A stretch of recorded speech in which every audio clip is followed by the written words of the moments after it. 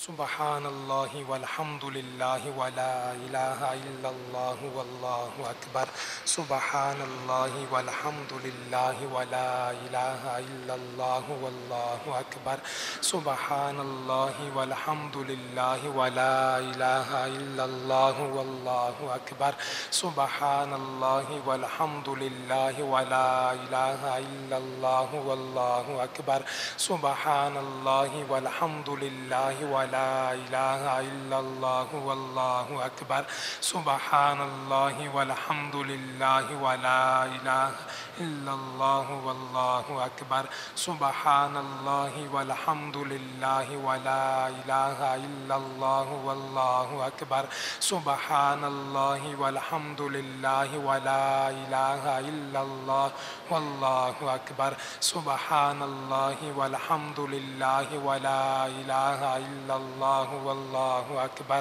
سبحان اللہ والحمد للہ ولا الہ الا اللہ واللہ اکبر سبحان اللہ والحمد للہ ولا الہ الا اللہ لا حول ولا قوة الا باللہ الحمد للہ الذی ہدانا لہذا وما كنا لنهتدي لولا ان هدانا الله یا ربی لک الحمد کما ينبغي لجلال وجهك وعظیم سلطانک سبحان اللہ وبحمده عدد خلقه ورضا نفسه وزینت عرشه ومداد کلماته اللهم صل على سيدنا محمد كما تحب وترضى له اللهم صل على سيدنا محمد صلاة دائمة بدوام الملك الحي القيوم جزا الله عنا سيدنا ومولانا محمد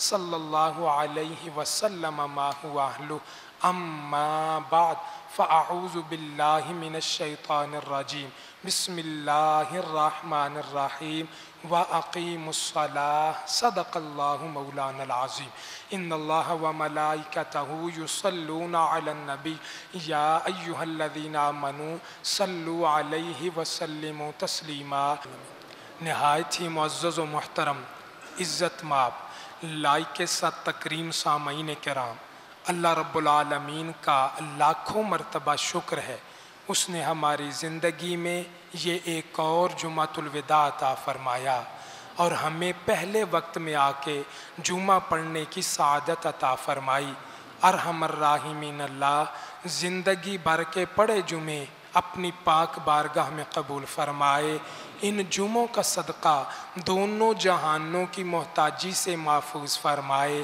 دونوں جہانوں کی نعمتیں برکتیں سعادتیں عطا فرمائے ارحم الراحمین اللہ آخری سانس تک رکوع و سجود کے ساتھ نمازیں اور جمعے پڑھتے رہنے کی توفیق عطا فرمائے آخری وقت پیارا پیارا کلمہ نصیب فرمائے آسان موت عطا فرمائے بغیر حساب کے ہماری مغفرت فرمائے اللہ کریم تمام جمعہ پڑھنے والوں کو ہر سال مکے مدینے کے جمعے بھی نصیب فرمائے الحمدللہ ہم مسلمان ہیں کلمہ پڑھنے والے ہیں صبح سے شام تک نیک اعمال کرتے ہیں نیکیاں اکٹھی کرتے ہیں اپنے اپنے ذوق کے مطابق اپنی طبیعت کے مطابق نیک اعمال کرتے رہتے ہیں تاکہ اللہ کریم ہمیں معاف فرمائے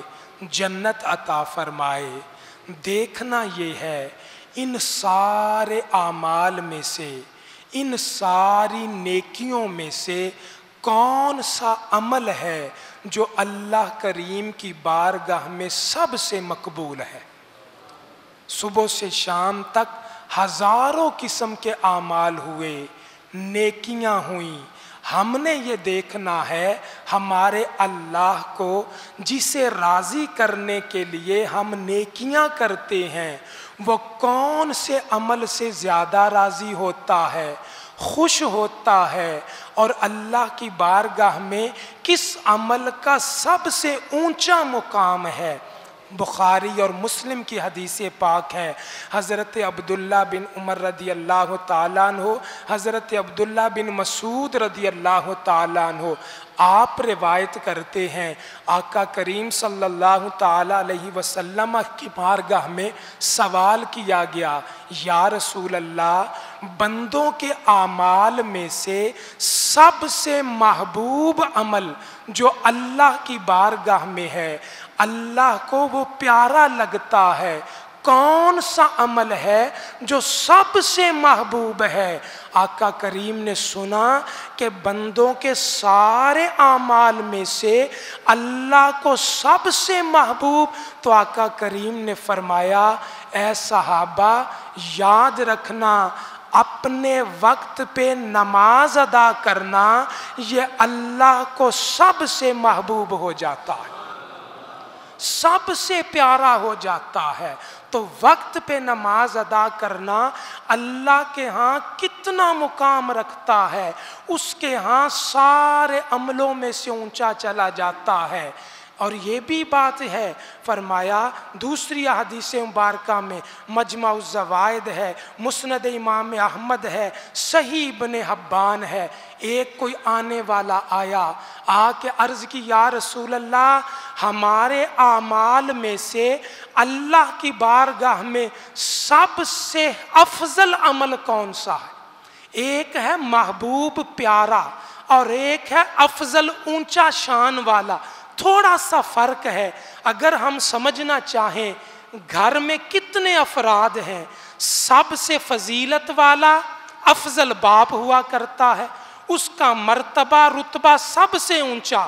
لیکن اگر گھر کے تمام افراد میں پوچھا جائے پیارا کون ہے، تو جو سب سے چھوٹا بچہ ہوگا وہ پیارا ہوگا، سب اس سے پیار کرتے ہوں گے. افضل باپ ہوا، پیارا چھوٹا بچہ ہوا، اور سب سے افضل نماز ہو گئی. اب سب سے پیارا اور افضل کیا؟ صحابی عرض کرتے ہیں، یا رسول اللہ، اللہ کی بارگاہ میں بندوں کا سب سے افضل عمل کون سا ہے؟ آقا کریم نے سنا تو فرمایا، نماز ادا کرنا سب سے افضل ہو جاتا ہے. اس نے عرض کی، یا رسول اللہ، نماز کے بعد؟ نماز کا فرما دیا آپ نے. آقا نماز کے بعد افضل عمل کون سا؟ فرمایا پھر نماز ادا کرنا. تیسری مرتبہ سوال کیا، یا رسول اللہ، اس کے بعد کون سا عمل افضل ہے؟ آقا کریم نے تیسری مرتبہ بھی فرمایا، نماز ادا کرنا یہ سب عملوں سے افضل ہو جاتا ہے. اس نے چوتھی مرتبہ عرض کی، یا رسول اللہ، اس کے بعد یعنی نماز کے بعد اللہ کی بارگاہ میں سب سے افضل عمل کون سا؟ آقا کریم نے سنا تو فرمایا، جہاد فی سبیل اللہ. اندازہ لگائیے نماز کا کتنا مقام ہے، نماز کا کتنا مرتبہ ہے. اللہ کی بارگاہ میں سب سے محبوب عمل وہ نماز ہے، سب سے افضل عمل وہ بھی نماز ہے. پتہ چلا جو نمازیں پڑھتا رہتا ہے وہ انسان بھی محبوب ہو جاتا ہے. اللہ کریم ہمیں نمازیں پڑھنے کی توفیق عطا فرمائے. قرآن کریم ہر عمل کا ذکر، نیکی کا ذکر زیادہ مرتبہ نہیں آیا. کسی کا 1 مرتبہ، 2 مرتبہ، 4 مرتبہ، 5 مرتبہ، بس بات ختم ہو گئی. لیکن نماز کی باری آئی، علماء فرماتے ہیں قرآن کریم میں 700 سے زیادہ مرتبہ نماز کا ذکر فرمایا. کس وجہ سے؟ نماز کی فضیلت ہے، نماز کی عظمت ہے، نماز کا مقام ہے. یاد رکھیے وہ حدیث پاک جو اکثر آپ سنتے ہیں، ہم تمام کو یاد ہے. اسلام کی بنیاد کن پہ کھڑی ہے؟ اللہ رسول پر ایمان لانے کے بعد سب سے پہلا رکن اسلام کا وہ یہی نماز کہلاتا ہے. سب سے اہم فرض بندے پہ وہ یہی نماز ہے. جو نماز پڑھتا ہے پتہ چلا اس کا دین بھی قائم رہتا ہے. تو نماز بڑی فضیلت والی، بڑی عظمت والی ہے. یہ صرف اس امت کی بات نہیں، قرآن کریم کی طرف چلیے۔ حضرت سیدنا لقمان علیہ السلام اپنے بیٹے کو نصیحت کر رہے، اپنے ساتھیوں کو نہیں، اپنے جگر کے ٹکڑوں کو خاص نصیحت کی جاتی ہے۔ کیا نصیحت ہے؟ یا بنی اقم الصلاۃ وامر بالمعروف وانہی عن المنکر واصبر علی ما اصابک۔ یہ ساری چیزیں بعد میں ہیں، سب سے پہلے کہا یا بنی اقم الصلاۃ، اے میرے پیارے بیٹے ہمیشہ نماز کو قائم کرتے رہنا، نماز کو پڑھتے رہنا، نماز کو ادا کرتے رہنا۔ اللہ کے نبی اپنے بچوں کو جو نصیحت کرتے ہیں وہ یہی 5 وقت کی نماز ہوا کرتی ہے۔ صرف اتنا ایک آدھی مثال ہے؟ نانا، مثالیں تو کافی، کتابیں بھری پڑی ہیں۔ اگلے چلیے، حضرت سیدنا موسیٰ کلیم اللہ، کیا مقام ہے، اولو العزم رسول ہیں، کلیم اللہ، اللہ سے کلام کرنے والے ہیں، اور اپنے مزار مبارک میں کیا کرتے ہیں؟ آپ صلی اللہ تعالی علیہ وسلم نے فرمایا میں معراج کی رات کثیب احمر کے پاس سے گزرا، اس نورانی سفر میں سفر کرتے کرتے میں جناب موسیٰ کی قبر کے پاس سے گزرا، میں نے دیکھا حضرت موسیٰ اپنی قبر میں نماز ادا کر رہے۔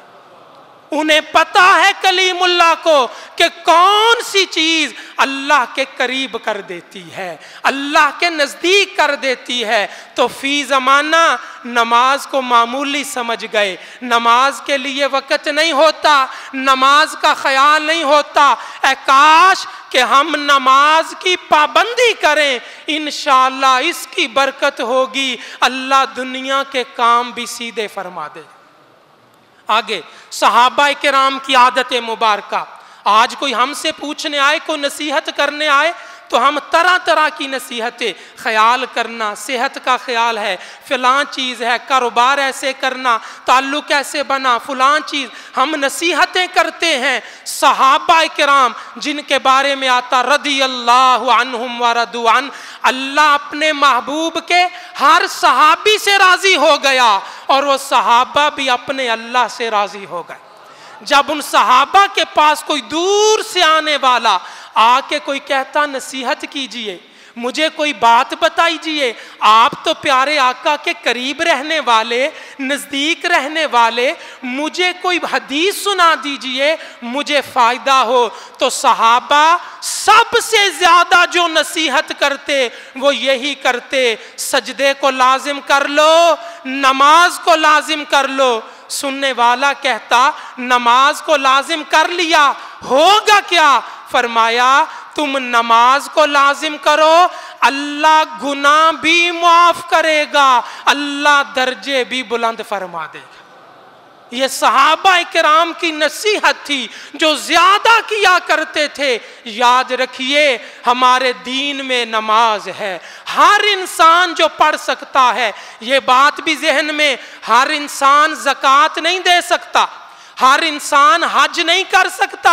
وہ کون سا عمل ہے جو امیر بھی کر سکتا ہے، غریب بھی کر سکتا ہے، چھوٹا بھی کر سکتا ہے، بڑا بھی کر سکتا ہے؟ وہ یہی نماز ہے۔ جو نماز پڑھتا رہے گا اللہ کریم اسے برکتیں عطا فرماتا رہے۔ نماز کی کیا شان ہے، نماز کی کیا برکتیں ہیں، مجھے بتائیے۔ میں جب وہ پڑھتا ہوں اتنی حیرانگی اور اتنا تعجب ہوتا ہے، اللہ کریم نے نماز میں رکھا کیا ہے۔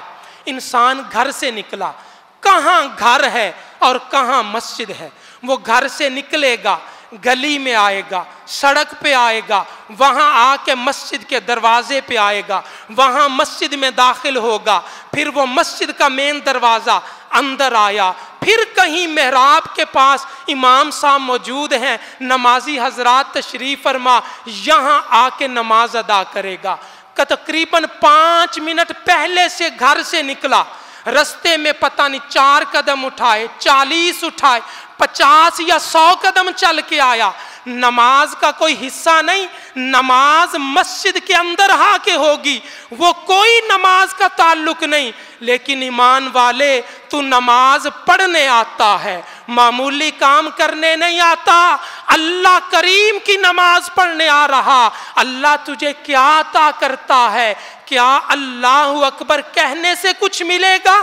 حدیث سنیے، آقا کریم نے فرمایا، جو میرا امتی اپنے گھر سے وضو کر کے نکلا کہ مسجد میں جا کے نماز پڑھے، جتنے قدم گھر سے چل کے آئے گا اللہ اتنے گناہوں کو معاف فرما دے۔ کتنی بڑی بات ہے، ابھی نماز شروع نہیں ہوئی گناہ معاف ہو گئے، نماز شروع نہیں ہوئی رستے میں درجے بلند ہو گئے۔ یہ تو رستے کی بات ہے، جو آ کے سجدہ کرے گا نہ جانے اللہ کیا کچھ عطا کرے گا۔ تو نماز اپنی زندگی کا لازم حصہ ہے ایمان والے۔ بلکہ بزرگوں نے کہا، جس طرح مچھلی کو پانی کے بغیر سکون نہیں ملتا، اسی طرح ایمان والوں کو نماز کے بغیر سکون نہیں ملتا ہے۔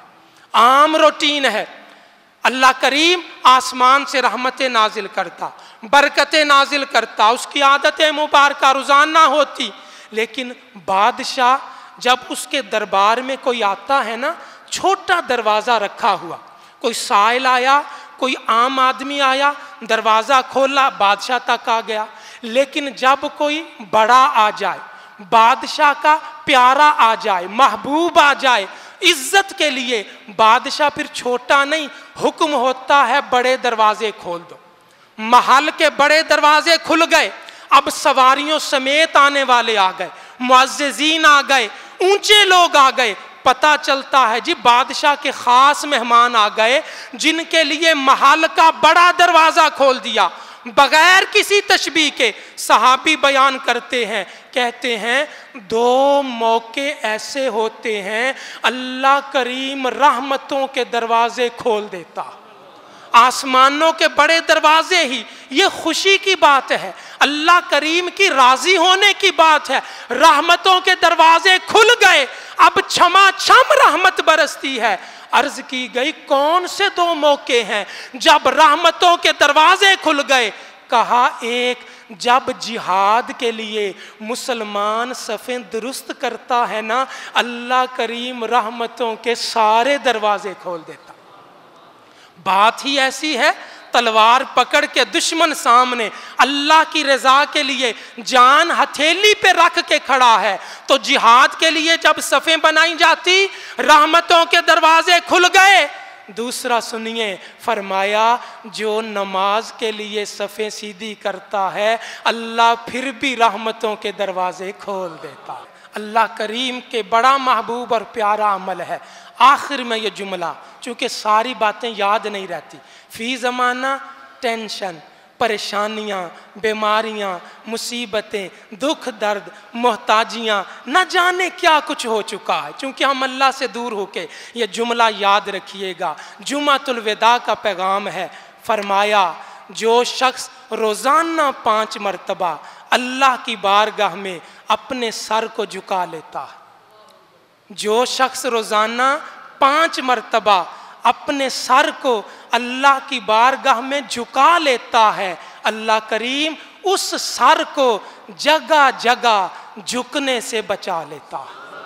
اللہ کریم نماز پڑھتے رہنے کی توفیق عطا فرمائے۔